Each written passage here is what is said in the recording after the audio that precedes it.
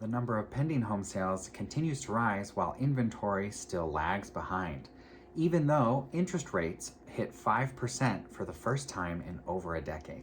Let's talk about that and more in this week's segment of Market Watch.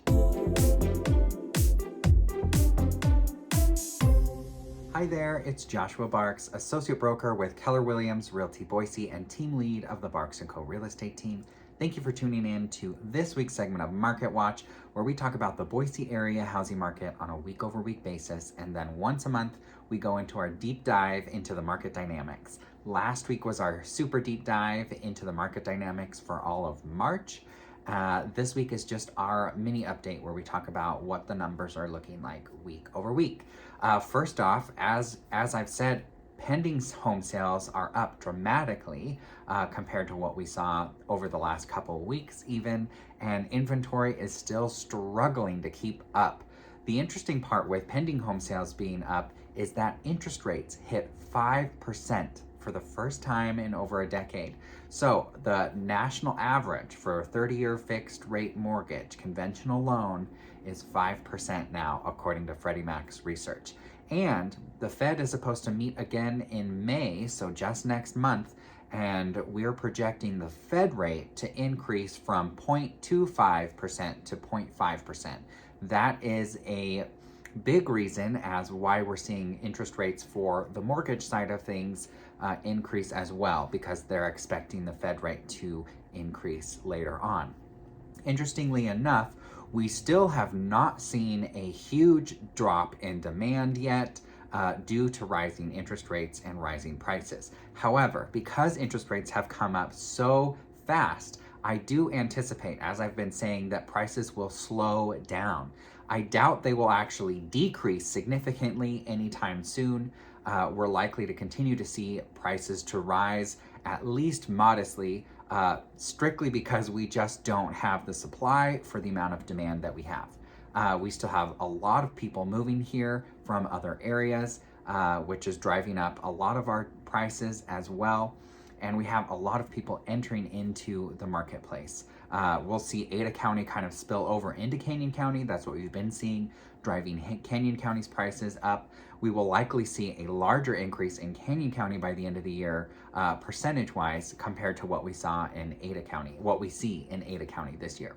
So first off, for this week's total, we have 382 active listings on the market in Ada County, with only 122 new listings coming on the market this week. It is possible that because of the Easter weekend, some people are holding off and waiting because it's also tax weekend. So it's a 3-day weekend for a lot of people, and a 3-day weekend when a lot of people spend time with family. So it's possible that some folks said, hey, I need to spend time with my family rather than go home shopping or get my house on the market.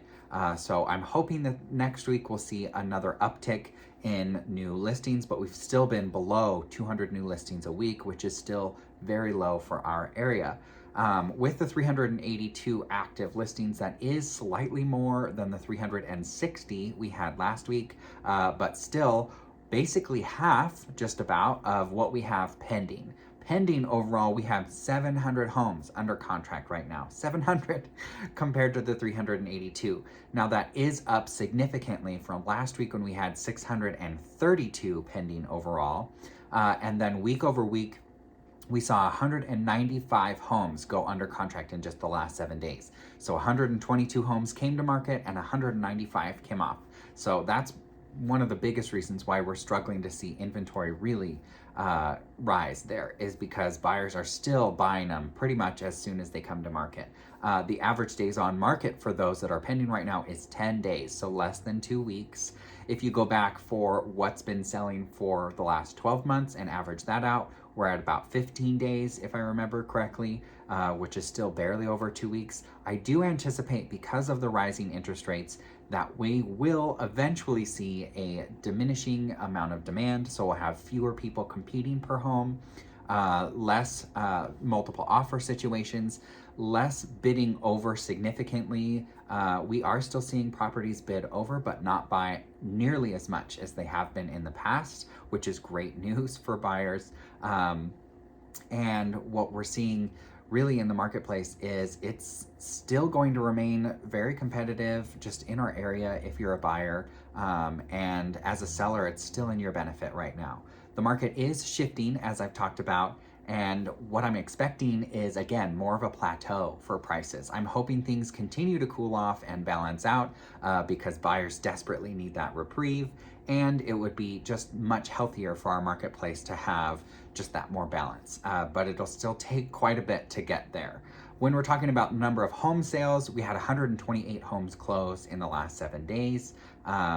That is down slightly from the week prior when we had 180. And so that has probably some to do with why we have 700 pending overall, because we had less close in the last 7 days. So that's kind of what we're seeing with that.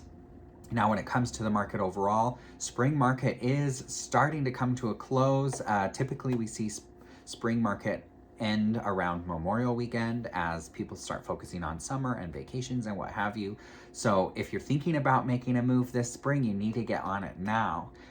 If you haven't met with a real estate professional already, someone that you trust, I'm happy to be interviewed as well. Schedule a consultation with me. You can go to my website and book me directly online, or of course you can always call or text me. My phone number is at the bottom here, just to reach out and get those questions answered. Not everybody I meet with moves, because it might not be the right time for you. It just depends on your specific situation. I know I've harped on that multiple times before, but it really does depend on what you want to do, what your goals are, and then what the market is doing around that. How do we fit your goals into the marketplace? And that's really what it comes down to.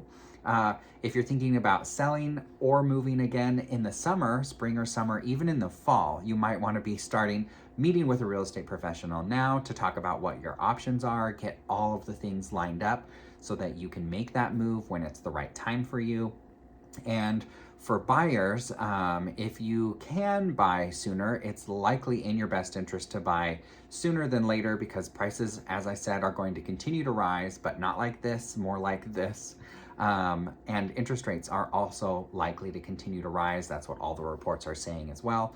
So you'll end up paying more per month and paying more for less of a home as prices go on throughout the year. So that's kind of what we're seeing. Hopefully we'll continue to see inventory improve, but the week over week numbers, even the month over month numbers, inventory is remaining relatively flat overall, which is not what we want to see. We want to see inventory come up quite a bit. And also because inventory is remaining flat, that is attributing to our rising prices because demand is increasing as we get into spring, and as people scramble to get locked in on a lower interest rate. But inventory is not rising with it. So that's kind of what we have. If you have any questions or if there's anything else that I can help with, please let me know. And if you want videos on other things, you want me to cover other topics or go into more detail on one of these things, also let me know in the comments, or you can always reach out to me directly. I'm happy to provide you just the information that you need. That's why I do these videos. So just let me know, and I hope everyone has a great weekend. It's Easter, almost forgot about that. So happy Easter, everybody, and we will see you next week for the update.